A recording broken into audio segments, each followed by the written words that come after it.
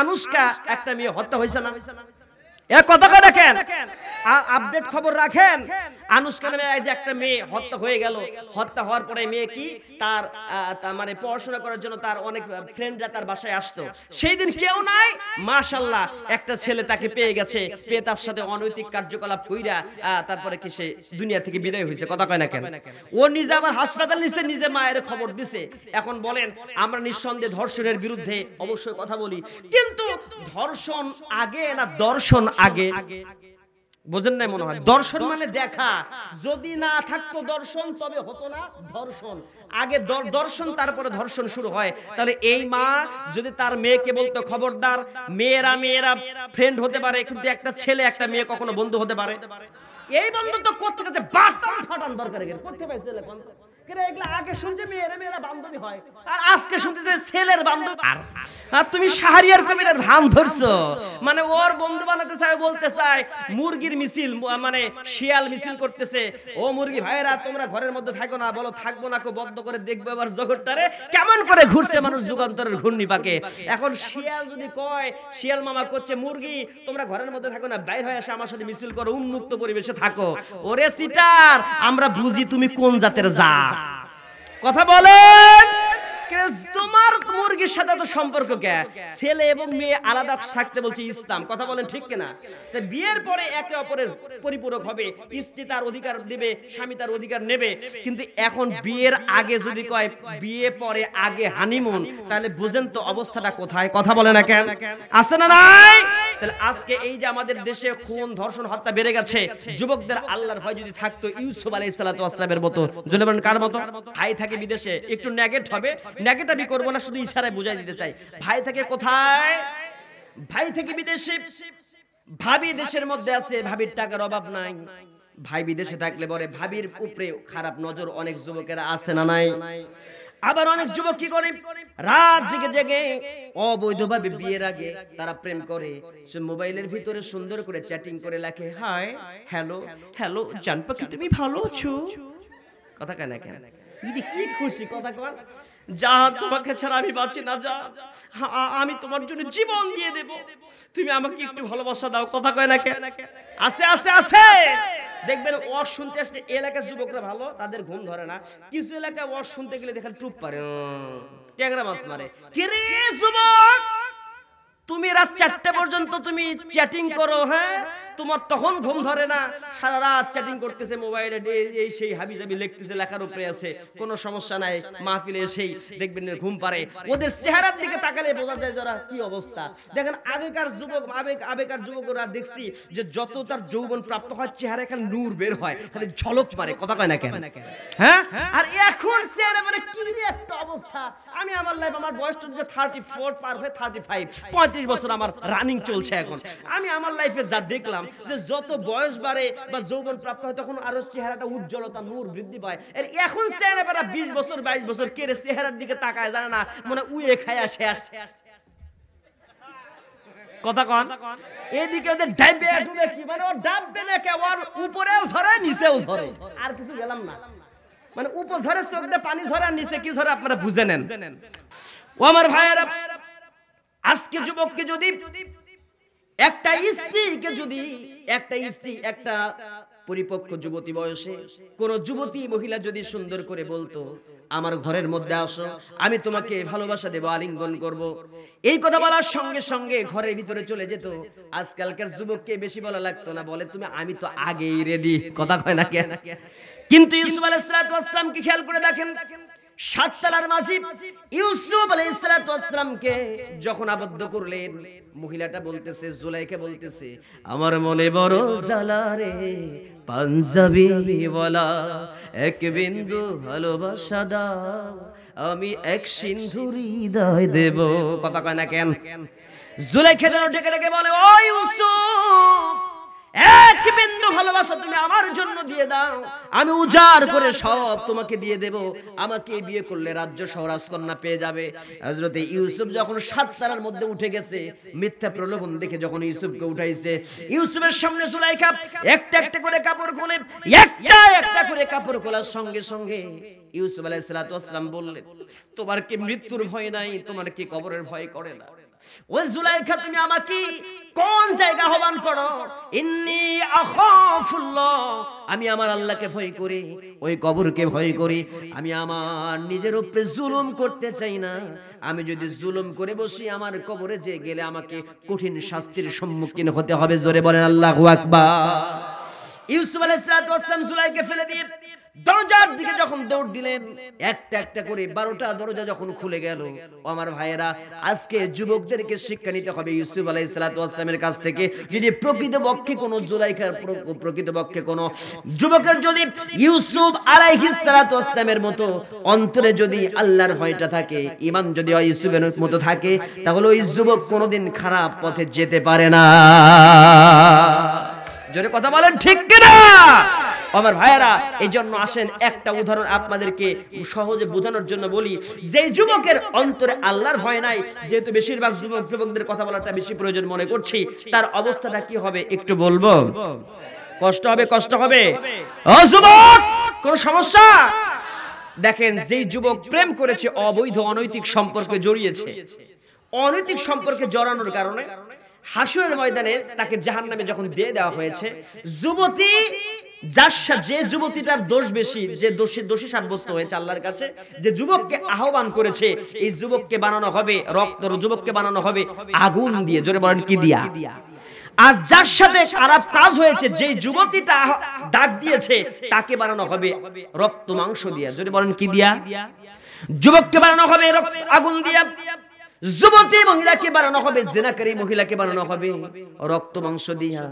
আর এই সময় যুবকটা ডেকে ডেকে বলবে, তুমি কত রাত আমাকে আলিঙ্গন করতে, ভালোবাসা দিতে, আজকে আমি তোমাকে একটু ভালোবাসা দিতে চাই। এই কথা বলার সঙ্গে সঙ্গে ওই যুবতী মহিলা বুঝতে পারবে ও তো আগুনের তৈরি হয়ে গেছে, ওর ভালোবাসা নিলে পড়ে আমার সব কিছু পুরে একাকার হয়ে যাবে। ওই যুবতী মহিলা যখন জাহান্নামের মধ্যে দৌড়াতে থাকবে, তখন পিছন দিক থেকে যুবকটা, আগুনের তৈরি যুবক, তাকে ধরবে। আর যখন জড়িয়ে ধরবে, পালাবে কোথায়, খাইছে তোরে যাইতে দেব না, চেপে ধরবে, তখন তার গোটা শরীরটা পুরে একাকার হয়ে সব ভস্ম হয়ে যাবে। ও আমার ভাইরা, এবার হবে যুবকের শাস্তি দেওয়া হবে। ওই যুবতী মহিলা যার সঙ্গে জেনা করেছে, ওই মহিলাটাকে বানানো হবে আগুন দিয়ে। আর যেই যুবকটা জেনা করেছে, ওই যুবককে বানানো হবে রক্ত মাংস দিয়া। যুবক তখন দৌড়াতে থাকবে, আর ওই মহিলা পিছন দিক থেকে, ওই নারী পিছন দিক থেকে যার সঙ্গে বিয়ের আগে প্রেম করত, খারাপ কাজ করত, অনৈতিক কার্যকলাপ করত, ওকে তখন জড়িয়ে ধরবে। ওই মহিলা যখন, ওই নারী যখন তাকে জড়িয়ে ধরবে, ওই যুবকের শরীর থেকে হাত পা সব আগুন ধরে যাবে, তার সমস্ত শরীর আগুনে পুড়ে যাবে। এরকম করে একের পর এক শাস্তি দিয়ে তাদেরকে জাহান্নামের মধ্যে, শাস্তির মধ্যে নিপতিত রাখা হবে। জোরে কর নাউযুবিল্লাহ। ও যুবক, ইন্নী আখাফুল্লাহ, আল্লাহর ভয়টা অন্তরে ধারণ করো। তাহলে আল্লাহর কসম করে বলি, ইউসুফ যেই জান্নাতে থাকবে, আপনিও সেই জান্নাতে যেতে পারবেন।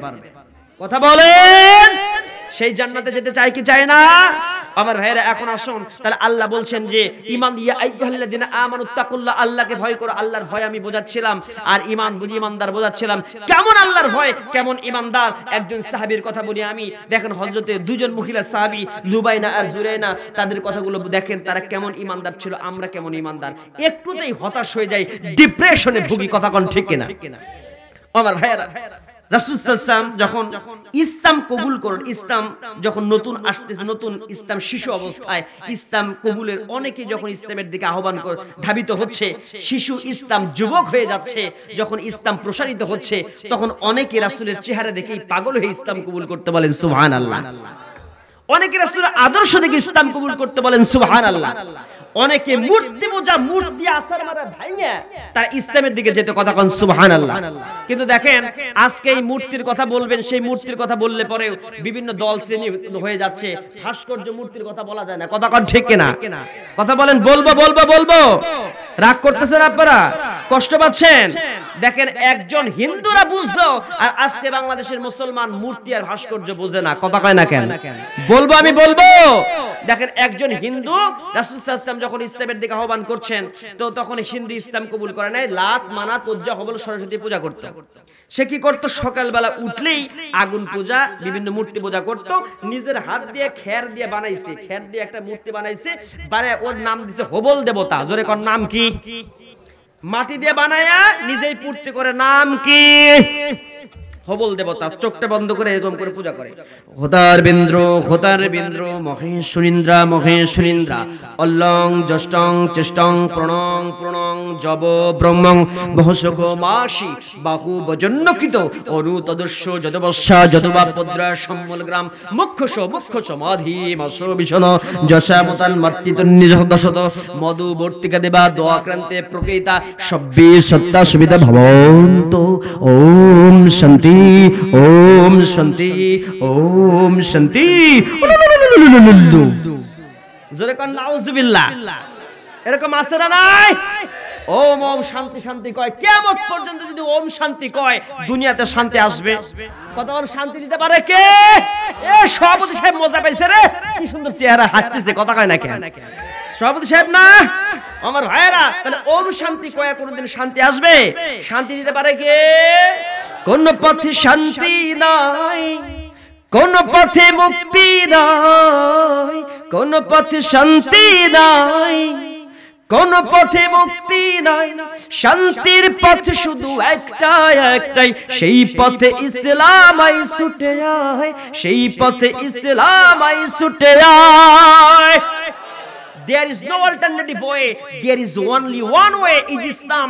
ইসলাম ছাড়া অন্য কোন পথের দিকে যাওয়া যাবে। ওমাই ইয়াবতাগি গায়রাল ইসলামি দীনান ফালা ইউকবাল মিনহু ওয়া হুয়া ফিল আখিরাতি মিনাল খাসিরিন। আমার ভাইরা, ইসলাম বাদ দিয়ে অন্য কিছু কবুল আল্লাহর কাছে হবে না। এক একটা মানুষ আল্লাহর কাছে এক একটা কি জান্নাতি মেহমান, জান্নাত ফুল। আপনারা জান্নাত থেকে উঠবেন না, এটাই তো বাস্তব কথা, কোন ঠিক কিনা? এখন আমি যে কথাটা বলছিলাম সেটা হলো এই সময় এই মূর্তি, এটা কিন্তু হাদিস বলছে, এটা কিন্তু গল্প না, এটা কিন্তু হাদিস। এটা হাদিস। বিশ্বনবী সাল্লাল্লাহু আলাইহি ওয়াসাল্লাম সেই সময় কি করলেন? সেই সময় অবস্থান করছেন, আর এই মূর্তি পূজা যে করত, দেবতা পূজা করত, এই দেবতাকে দেখবেন মরুভূমির ভিতরে কিছু ঘাস জন্মায়, ঘাসের কাছে ধাক্কা রেখে দিয়া ও পেশাব করতে গেছে। জোরে বলেন কি করতে গেছে? যখন সে পেশাব করতে গেছে, আর এই সময় ও যখন পেশাব করতে গিয়েছে, পিছন দিকে তার পেশাব শেষ হয়ে গেছে, পিছন দিকে তাকায় দেখে ওই দেবতার মাথার মধ্যে পানি দেখা যায়। ও চিন্তা করতে, সাধারণ কোনো পানি না, নিঃসন্দেহে দেবতার মাথার মধ্যে বরকতি পানি। এই বরকতি পানি সব তো নষ্ট হয়ে গেছে, পড়ে গেছে। যতটা দেবতার মাথার মধ্যে আছে নষ্ট করা যাবে না, খাইতে হবে, খাইলে পরে অনেক সময় উপকার হবে আমার। এই চিন্তা করে হাতটা লাগাইছে, লাগায় যখন মাথার মধ্যে এরকম করে কি দিছে ভাই, পোজ দিছে না কি কয়, এইভাবে ঘষা দিয়া জিবায় লাগাইছে। কেমন যেন বৃষ্টি গন্ধ, কেমন যেন ননটা লাগে। এই চিন্তা যখন করেছে যে যদি বরকতি পানি হয়, পবিত্র পানি হবে, গন্ধ লাগবে না, ননটা লাগার কথা না, তাহলে এটা কিসের বরকতি পানি, রহমতি পানি? পিছন দিকে তাকায় দেখি, পিছন দিকে তাকায় দেখে একটা কুকুর দাঁড়ায় আছে, আর কুকুরের নিচ দিয়ে হুমপতির ফোঁটার মতো টপ টপ করে তখনও ফোঁটা পড়তেই আছে। কথা বলেন তো, তখন কি ওই হিন্দু লোকটার আর বুঝতে বাকি আছে এটা কোন রহমতের পানি? কথা কয় না কেন? ও বুঝতে পেরেছে এটা কুকুর পেশাব করছে দেবতার মাথার মধ্যে। তখন তার এমন রাগ হইছে, আর অন্তরে হেদায়েত চলে এসেছে। হায় রে, বলতেছে আল্লাহ রে, তোমাকে আমি ভুল বুঝতাম, লাত মানাতুল জাহবলকে আমি ভালোবাসতাম। ও আল্লাহ, আমি মুহাম্মাদের ধর্ম কবুল করব। আমি বুঝতে পেরেছি যে দেবতার মাথার মধ্যে কুকুর পেশাব করলে পরে দেবতা নিজেকে সেভ করতে পারে না, নিজেকে রক্ষা করতে পারে না। এই দেবতা কোনোদিন আমাকে জাহান্নামের নরক থেকে আমাকে রক্ষা করতে পারবে না। দুনিয়ার কোনো বালা মুসিবত থেকে এই দেবতা আমাকে রক্ষা করতে পারবে। সঙ্গে সঙ্গে ওটাকে উঠায় এমন ভাবে আছাড় মারছে, মূর্তিকে ভাঙা ওরা হাড় হাড্ডি সব গুঁড়া করে দিছে।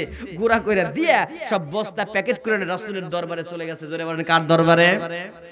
রাসূলের দরবারে গিয়ে বলে, ইয়া রাসূলুল্লাহ, এই দেখেন মূর্তি, আর আমার ইসলাম কবুল করান। বলে, ইমান তুমি আনবা, কেন কি আনবা, আগে কাহিনী বলো, ঘটনা কি? বলে, এতক্ষণ সব ঘটনা বললেন। হুজুর, যেই দেবতার মাথার মধ্যে কুত্তা পেশাব করে ও নিজেকে সেভ করতে পারে না, অতএব ওই দেবতা আমারে কোনোদিন মানে ভালো রাখতে পারবে? এই চিন্তা করে ওই হিন্দু লোক মূর্তি ভাঙলো, রাসূল মূর্তি ভাঙলো, ইব্রাহিম মূর্তি ভাঙলো, আর এই পৃথিবীর জমিনে কিছু মুসলমান মূর্তি বানায়। কথা কয় না কেন? আছে না নাই?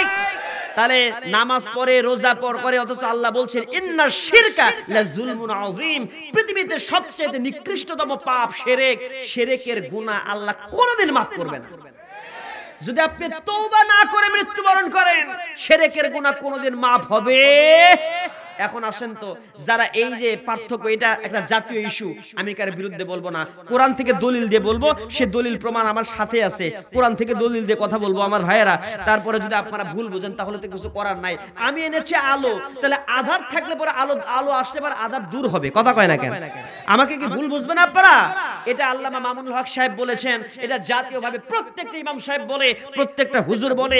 সূরা নূহ 23 নম্বর আয়াতের তাফসীর পড়েন। পৃথিবীতে প্রথমে মূর্তি পূজা আসে নাই, ইয়াদ, সুয়া, ইয়াগুস, ইয়াউক, নসর, 5টা মানুষের মূর্তি বানানো হয়। এই 5টা মানুষ যখন পৃথিবীতে ভালো মানুষ ছিল, মারা যায়, মারা যাওয়ার পর মূর্তি বানানো হয়। মূর্তি বানানো হলে পরে এইবার শতাব্দীর পর শতাব্দী চলে যায়। তারপরে শয়তান বলে, তোমরা কি জানো এই মূর্তিগুলো কার? বলে এই মূর্তিগুলো হচ্ছে আল্লাহর কাছাকাছি মানুষ, অতএব আল্লাহর কাছে সরাসরি চাইলে হবে না, মূর্তির কাছে চাও, আল্লাহ তোমাদেরকে দেবে। আর তারা মারা যায়, অনেক বছর চলে যায়। শয়তান সুযোগ পেয়ে এবার বলে, তোর নাতিপুতি গোষ্ঠী সুদ্ধা চলেই গেছে মূর্তি পূজা কইরা, এবার আসল সুযোগ, আসল মূর্তি পূজা করার জন্য এবার বলা হয়, শয়তান বলে, তোমরা কি জানো এই মূর্তিগুলো কার? বলে না, বলে এই মূর্তিগুলো প্রকৃত আল্লাহ, এরাই ভগবান, এটাই ঈশ্বর, এটাই দেবতা, এটাই সব। যদি কিছু চাইতে হয় এর কাছে চাও, এই তোমাকে সবকিছু দেবে। জোরে কথা বলেন। বিশ্বাস না হয় মারিফুল তাফসীর পড়েন আপনি, ইবনে কাসির পড়বেন 619 হ্যাঁ, ইবনে কাসিরের পৃষ্ঠা নাম্বার 617, বনি ইসরাইল সেই পৃষ্ঠা নাম্বার 617 আয়াত সবগুলো আমি বলে দিচ্ছি, সেগুলো আপনারা পড়লে পরে সবকিছু মূর্তির ইতিহাসগুলো আপনারা পারবেন। তাফসীর ইবনে কাসিরের 617 নম্বর পৃষ্ঠা আপনারা পড়ে দেখবেন। তাহলে এই যে মূর্তি তারা বুঝতো, আর আজকে আমরা মূর্তি ভাস্কর্যের পার্থক্য বুঝি না, অক্সফোর্ড ডিকশনারিকে চেঞ্জ করতে চাই। আমি বলি মূর্তি আর ভাস্কর্যের পার্থক্য আছে, কিছু পার্থক্য খুব বেশি নাই, কিছু আছে, বলবো আমি বলবো। একটা হলো লাউ, আর একটা নাম কি? একজন এটা আলাদা করতে চায়, লাউ এক জিনিস, কদু আলাদা জিনিস, তাই না ভাই?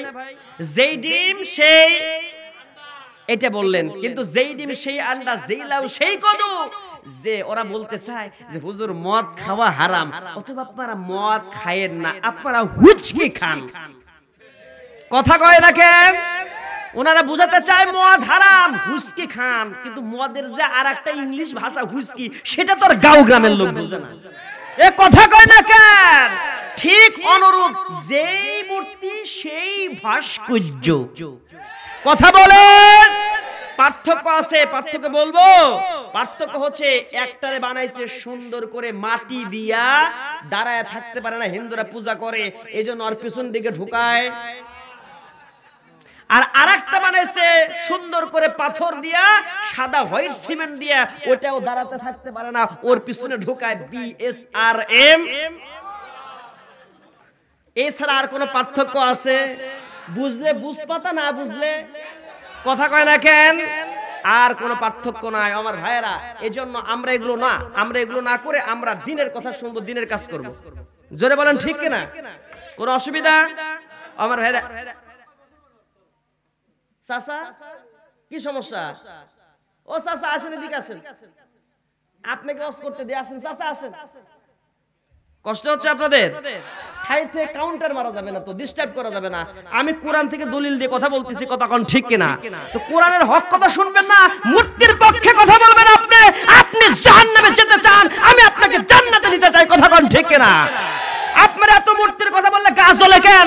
যে জায়গায় তামাম বাংলাদেশের সব হুজুররা একমত, কোরআন হাদিস এক পক্ষে, আপনি কেন মূর্তির পক্ষে নেবেন? কথা বলে না কেন? কোন মুসলমানের সন্তান মূর্তির পক্ষ নিতে পারে না, কথা বলে না কেন?